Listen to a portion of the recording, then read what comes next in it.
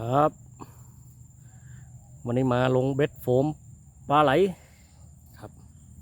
นะครับเหยื่อไส้เดือนนะครับไม้หนองล้างนี่เลยเป็นน้ำนี่เลย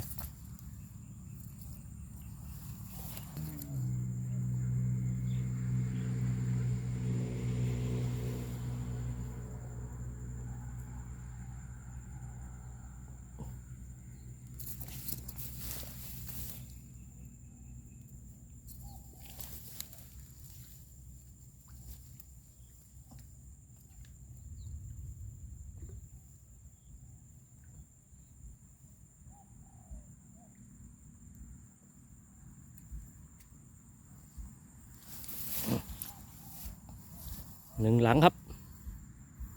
ใส่ไปละใส่ไปเรื่อยๆครับ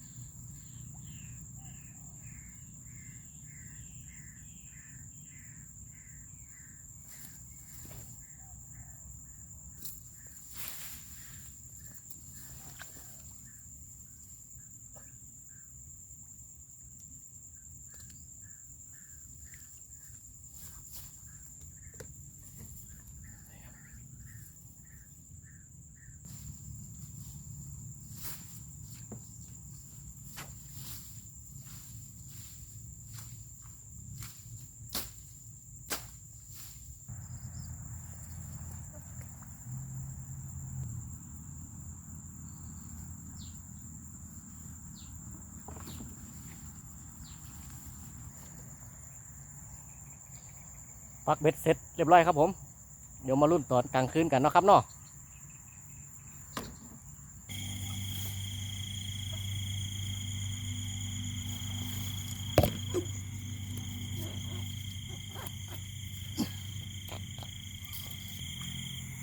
มีดึงครับมีดึงโอ้ปลาดุกครับจะลุด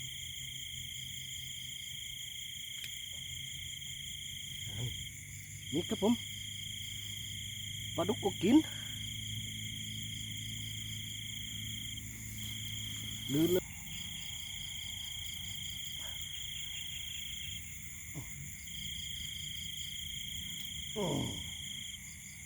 นี่ครับผม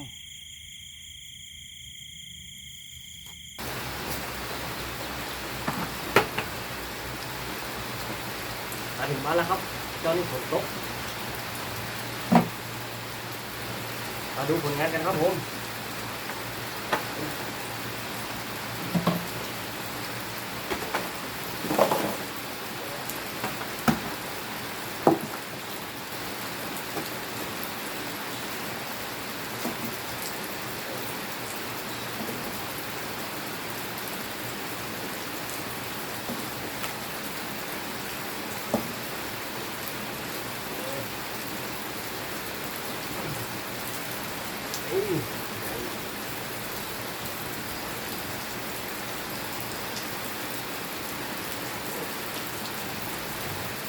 โอเคครับผม